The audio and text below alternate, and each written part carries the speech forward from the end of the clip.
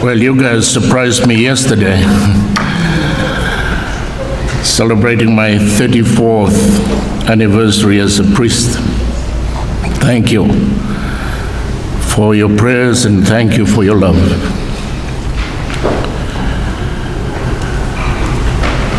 I spent 20 years of my priesthood in Fiji, and then I came over to the United States. Spent 3 years in Ann Arbor, where I became a Wolverine fan. Was asked to serve for a while in Hillsdale, St. Anthony in Hillsdale for a while, 6 months.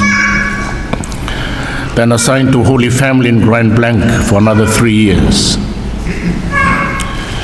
And in 2010, September of 2010, I was assigned here at St. James. So it's been 8 years. So this is the longest time I've stayed in a parish, and I'm still enjoying it.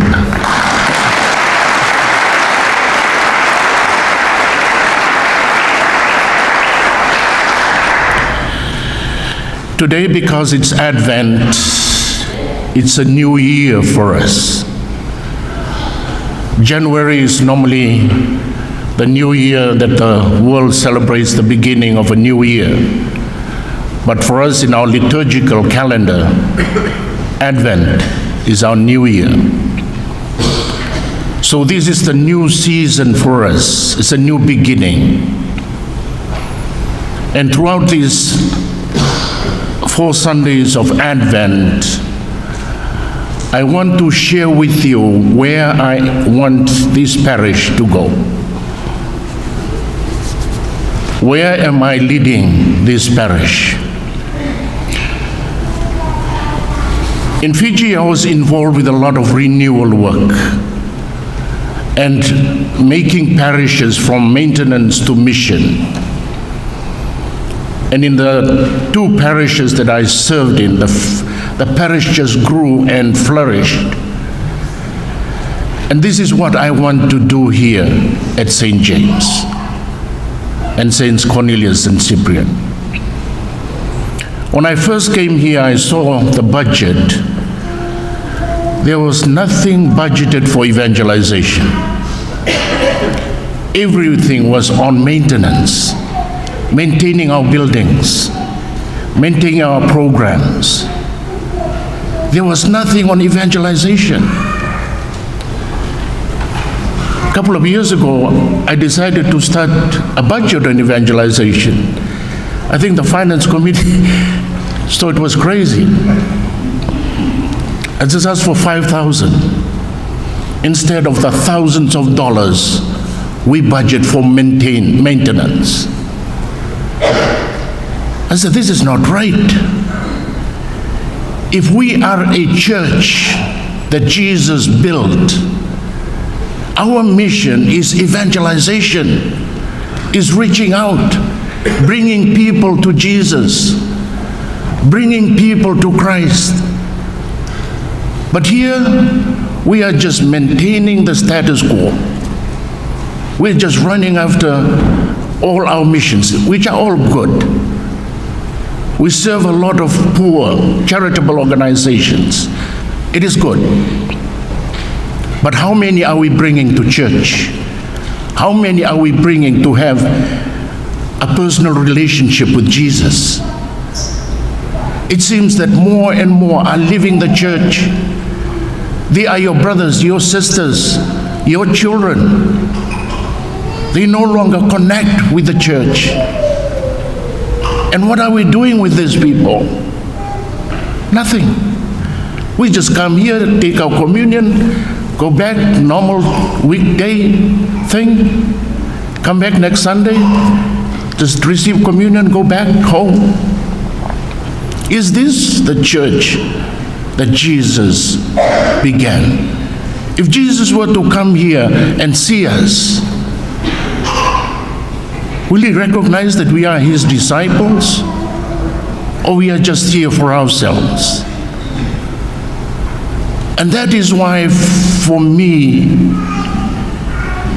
my vision as we have already known, love God, love people, make disciples. This is our overall vision, to show our love for God, love for people, and make disciples, bringing people into a relationship with Jesus. This is our vision. And now that we have merged, the merging process threw us all off for a while.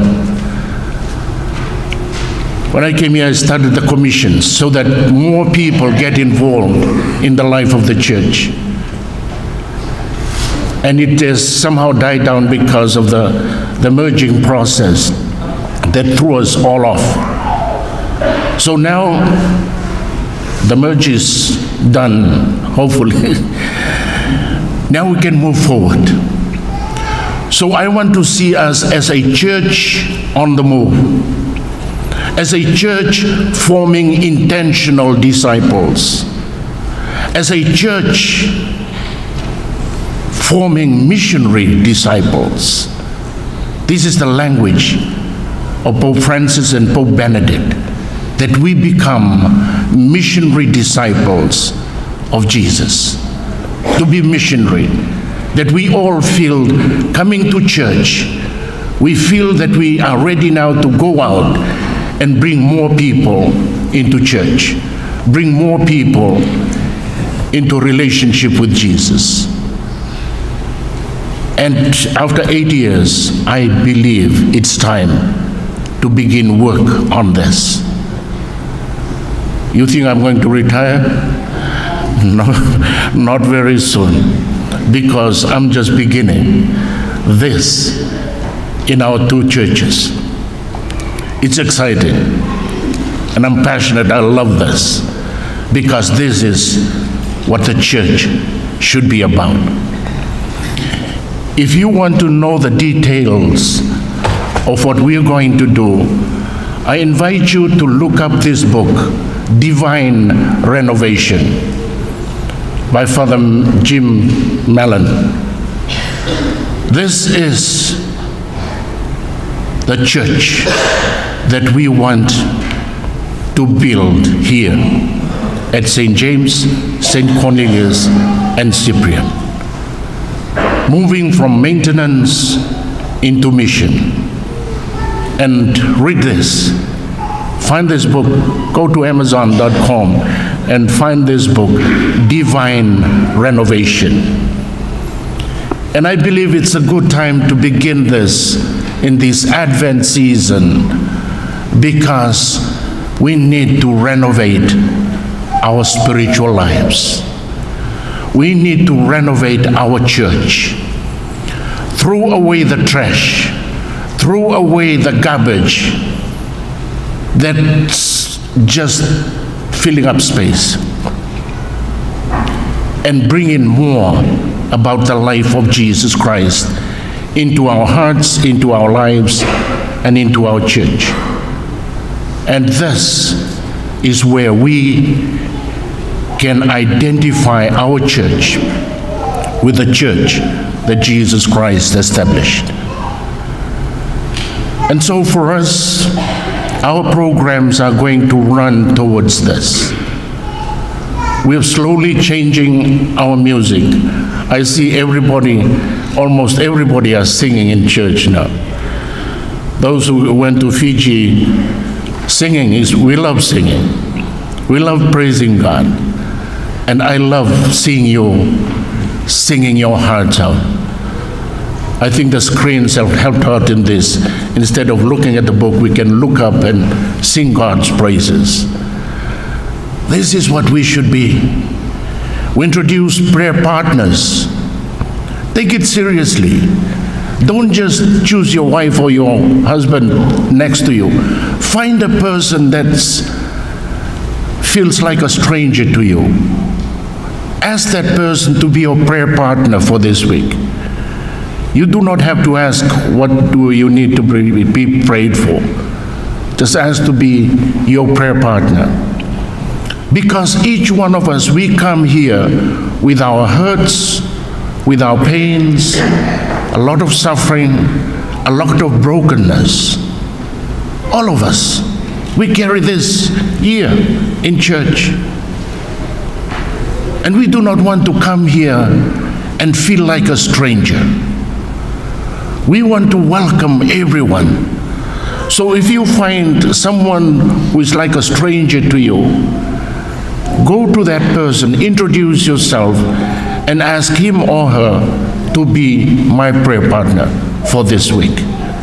So that you know that this week you are not alone in your sufferings, in your brokenness, that someone else is praying for you.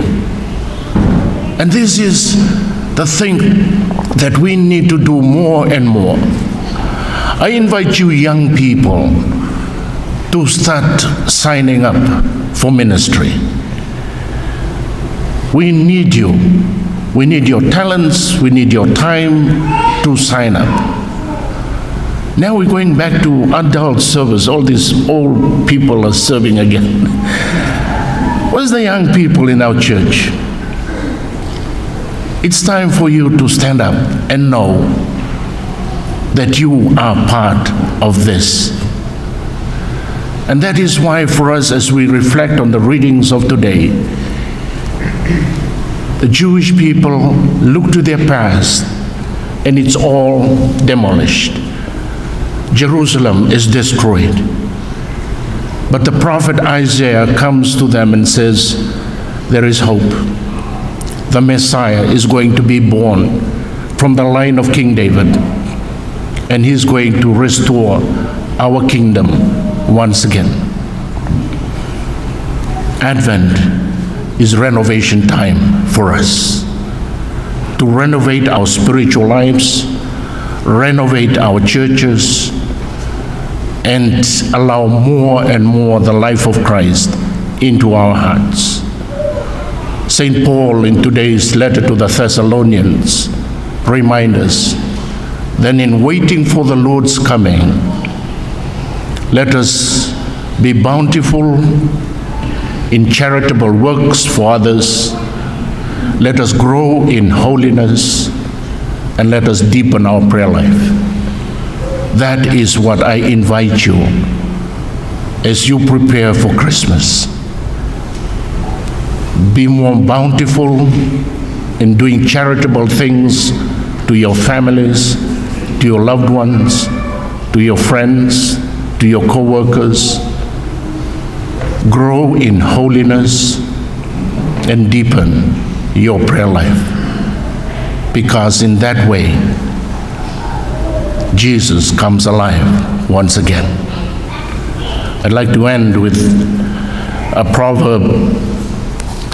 I think in every culture, the Cherokee tribe, they have this parable about the two dogs, that in every one of us, there are bad dog and there's a good dog. The good dog brings love, peace, bravery, joy, and happiness. The bad dog brings all kind of evil into your life. And the grandfather was telling this to the grandson. The grandson was listening and said, well, which one will win? And the grandfather talks to the son and said, it's the one you feed the most will win. Let us pray in this Advent season that we do some renovation in our spiritual lives. Let us feed the good dog so that love, joy, peace, and happiness will reign in our hearts. And when Christmas comes, Jesus is born again in our world through you and me. God bless you all.